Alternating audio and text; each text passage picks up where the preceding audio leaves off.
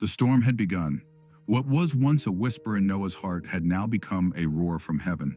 The skies opened, the earth broke apart, and the floodwaters of God's judgment poured across the face of the world. Inside the ark, a single family huddled together, surrounded by the cries of creation and the echo of thunder. Outside, the world that had mocked Noah's faith was being washed away, not by chance, but by the justice of the Almighty. This is the story of survival, of faith tested by 40 days of darkness and 40 nights of fear. But beyond the rain and the rising waters, this is a story of mercy the day God remembered Noah, and through him gave humanity a second chance. Welcome to Epic Bible Stories. Noah and the Ark, Episode 2, The Flood That Changed the World. The first drop of rain had been gentle, almost merciful, but soon it became a torrent. Lightning flashed across the heavens like divine fire, and thunder rolled like the heartbeat of judgment. Mountains trembled, rivers overflowed. The skies that had once held back the waters now surrendered them completely. Inside the ark, the sound was deafening. The wooden walls groaned under the pressure of the waves, but they held strong, sealed by the command of God and the faith of Noah. He had done everything the Lord had asked, and now his obedience was their only shelter. Noah's wife held his hand. His sons Shem, Ham, and Japheth gathered close with their wives, whispering prayers into the raging storm. The animals, once wild, now lay silent in divine calm. Even the roar of the lion seemed to bow before the Creator who commanded the waters. And the rain fell on the earth 40 days and 40 nights. Genesis 7:12. The world outside had turned to chaos. Trees were uprooted, homes vanished beneath the waves, and every mountain began to disappear under the flood. The same earth that had laughed at Noah was now swallowed by the waters of judgment. Noah looked through the small window, his eyes filled with sorrow. He did not rejoice in the destruction.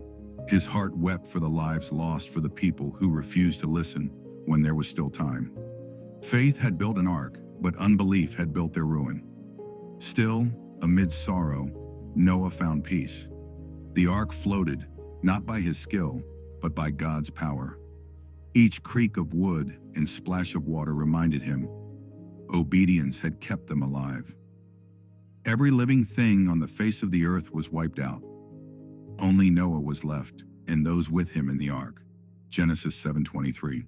Days turned to weeks, and weeks into months. The rain stopped, but the waters still covered the world.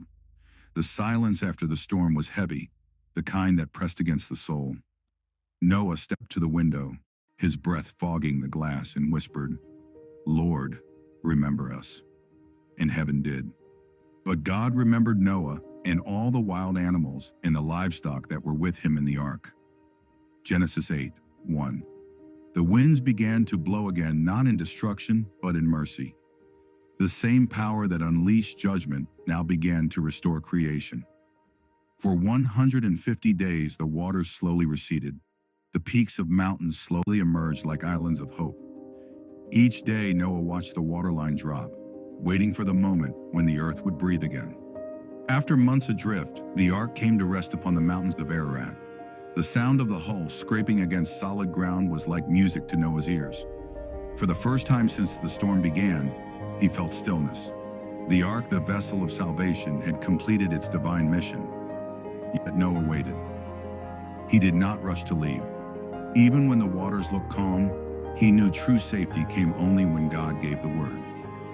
Obedience had brought him this far, and obedience would lead him home. Then Noah opened the window and released a raven. It flew to and fro across the waters, but it did not return. Later he released a dove, but it found no place to rest and came back to him. He sent out a dove, but the dove found no rest for the sole of her foot, and she returned unto him. Genesis 8:9. 7 days later, Noah released the dove again. This time it returned with an olive leaf in its beak, a small green miracle of peace. Noah's heart leapt.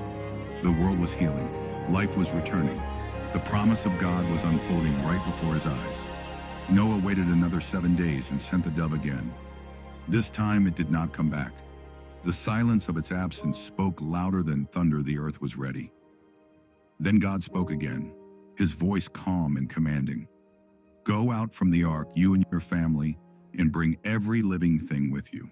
Genesis 8:16, 17. After a year within the wooden walls of faith, Noah stepped into a new world. The air was fresh and the land was clean. The old world was gone, washed away by judgment, and before him lay a world reborn. Noah looked around in awe, not of what was lost, but of what was given. This was not just survival, it was renewal. He gathered his family, and together they built an altar. There Noah knelt and offered a burnt sacrifice to the Lord, not out of duty, but out of deep gratitude. The smoke rose into the sky like a song of thanksgiving. And the Lord smelled the pleasing aroma and said in his heart, "Never again will I curse the ground because of man, even though every inclination of his heart is evil from childhood." Genesis 8:21. Mercy had triumphed over judgment. Then God blessed Noah and his sons, saying, "Be fruitful and multiply and fill the earth." Genesis 9:1. The world had been given a new beginning. Noah, once mocked for building an ark, now became the father of all who would live after him. But God didn't stop there. He made a covenant, a promise that would stretch through eternity. The heavens opened once more, not with rain, but with color. Across the sky appeared a rainbow, glowing in brilliant light. God said, "I have set my bow in the clouds, and it shall be a sign of the covenant between me and the earth." Genesis 9:13. The colors danced across the horizon, red for his love, blue for his mercy, green for his promise of life. It was heaven's reminder that even after judgment, God's grace always follows. Noah stood in silence, tears glistening in his eyes. That rainbow was not just for him, it was for every generation after. It was for us, a symbol that no matter how dark the storm, God never forgets his people. The ark rested, the waters calmed, and the covenant stood unbroken, a masterpiece of faith and forgiveness. Noah and his family began to rebuild. The earth was still wet, the air thick with the scent of new life. Every sunrise reminded them of God's mercy, and every rainbow reminded them of his faithfulness. The animals dispersed, each to its own habitat, guided once more by the invisible hand of the Creator. Humanity had been given another chance, not through strength, but through faith and obedience. Noah often looked toward the mountains where the ark still rested and whispered prayers of thanks. It stood as a monument of what faith can endure when the world drowns in sin. The Lord is faithful to all his promises and loving toward all he has made. Psalm 145:13. As years passed, stories of the flood became legend. But for Noah, it was never just a story. It was a testimony, a reminder that the same God who brings judgment also brings redemption. The flood had washed away more than the wicked, it had cleansed the future, preparing the way for grace. Through Noah's obedience, the world found mercy once more. And that mercy still speaks today.